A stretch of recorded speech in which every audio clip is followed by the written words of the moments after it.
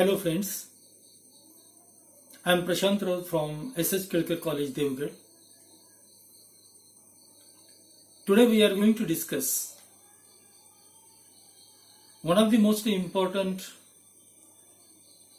literary device, the concept that is paradox applied for our syllabus for unit number 1. Today's discussion is on paradox. And this is the beginning of the end of the unit number 1. This is the beginning of the end of unit number 1 applied for the syllabus. This is the beginning of the end of unit number 1 applied for the syllabus. What is the paradox? The word paradox is derived from Greek word paradoxon, which means contradictory or contrary to expectation. In literature, a paradox is a literary device that contradicts itself, but it contains plausible kernel of the truth. It is a statement or proposition that seems self-contradictory or absurd, but in reality it expresses a possible truth. I use the word or I use the sentence, this is the beginning of the end. You will find out that there are two contradictory terms or words I have used, beginning and the end. A reader or listener must stop for a while and think over the contradiction, and then and only then he will get the exact meaning. Paradox must be both true and untrue at the same time. A self-contradictory or false proposition, any person, a thing, or situation exhibiting an apparently contradictory nature. Very important part of paradox is that it is least sound reasonable, but it is never nonsense or foolish. It reveals a hidden or unexpected truth. So, there are number of such statements you might have come across. Socrates says, it comes from via Plato, that I know one thing, that I know nothing. I know one thing, that I know nothing. Our great Mahatma Gandhi, who shaped India during the 20th century, he has passed one comment. He passes the comment that whatever you do will be insignificant, but it is very important that you do it. Or sometimes you might have come across such kind of ridiculous or paradoxical statement that here is a rule, or there are rules, ignore all rules, or change is the only unchanging law of the universe. So paradox is self-contradictory statement which contains some truth, deep meaning, but on the apparent level it is never seen. There are two major types of paradoxes: logical paradox and literary paradox. Let us only glance at the logical paradox. The most famous statement in logical paradox is, this statement is a lie. This statement is a lie. This is the most famous of all logical paradoxes because it is so simple. There are 5 words, 5 simple words. Not difficult or brainstorming words are there. This statement is a lie, including even an article. There are 5 words, and these are self-contradictory. If the statement is true, the result is lie. Then it is a lie, which means that it is not true. But if it is not true, then it is lie, which makes it true. Logical paradox is not the part of our discussion. There is no need for the detailed discussion on logical paradox in this lecture. Actually, logical paradox is used for centuries to show the foolishness of the absurdity in human logic. However, logic is very important for development of intellectual capacity and achievements. But even in logic, this statement is again and again used. Let us turn towards literary paradox. I will like to pass one comment, a statement I came across in one of the poems. I do not recall it, the name of the poem. I close my eyes so I can see you. I close my eyes so I can see you. Opposites or contradictory elements. Closing eyes and saying something.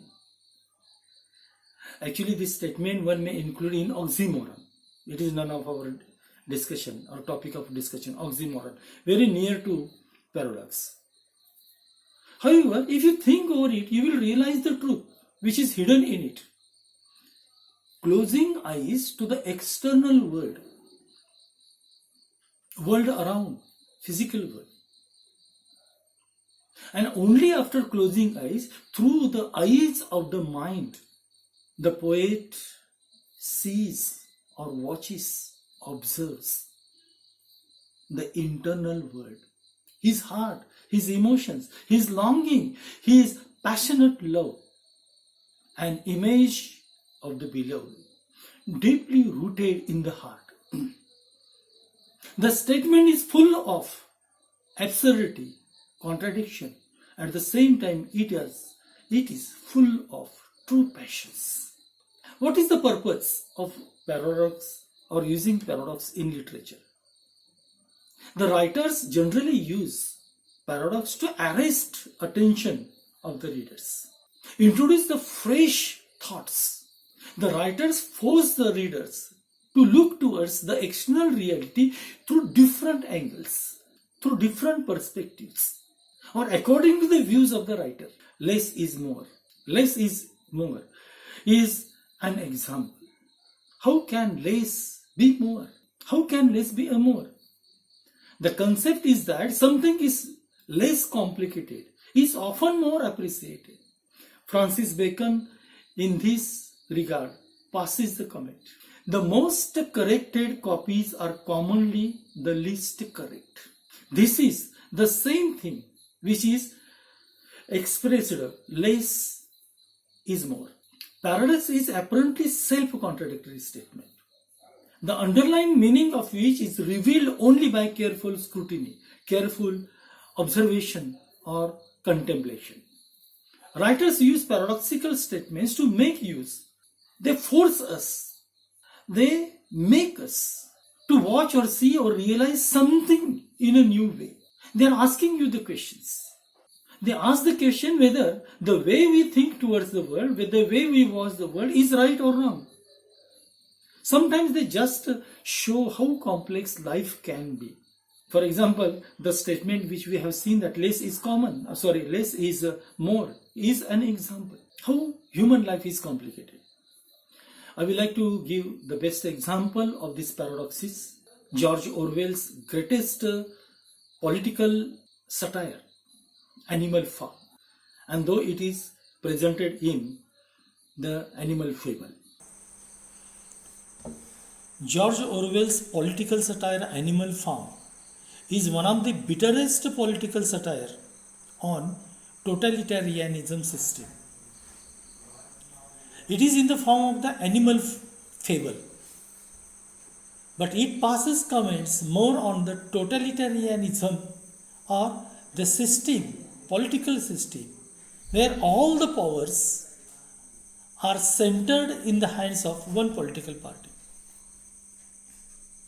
There are 10 commandments, and the first one is that all animals are equal. Towards the ending of the novel, there is little bit addition to this first commandment. All animals are equal, but some animals are more equal than others. And it is the shocking one. Or just to take one of the most interesting examples of paradox that comes from Romeo and Juliet. This is one of the best examples of paradox. When Juliet comes to know all the details of Romeo, she exclaims, "Oh, my only love springs from my only hate.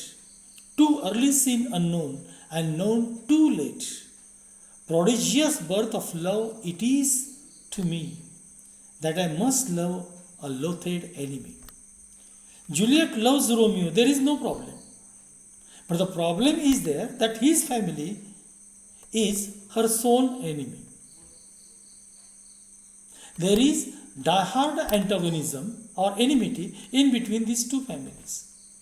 And therefore, she doth loves, she loves and she hates him. And this is the paradox. In Othello, here is the situation. Othello finds out that he loves Desdemona too much.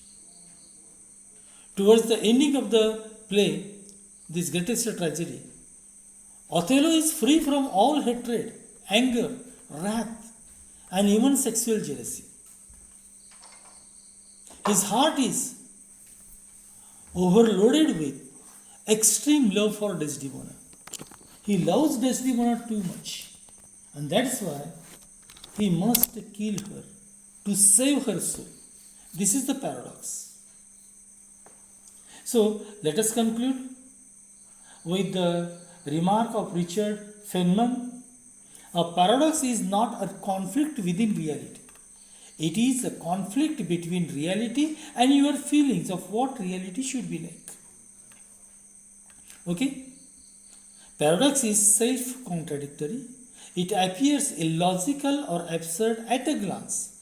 However, closer scrutiny presents it as the perfect logical and true. It contains other side of the truth. It presents the human conflict, opposite values, and the nature of a human life in an innovative way. Paradoxes are brainstorming. They force the readers to think over them. Okay, my friends, thank you.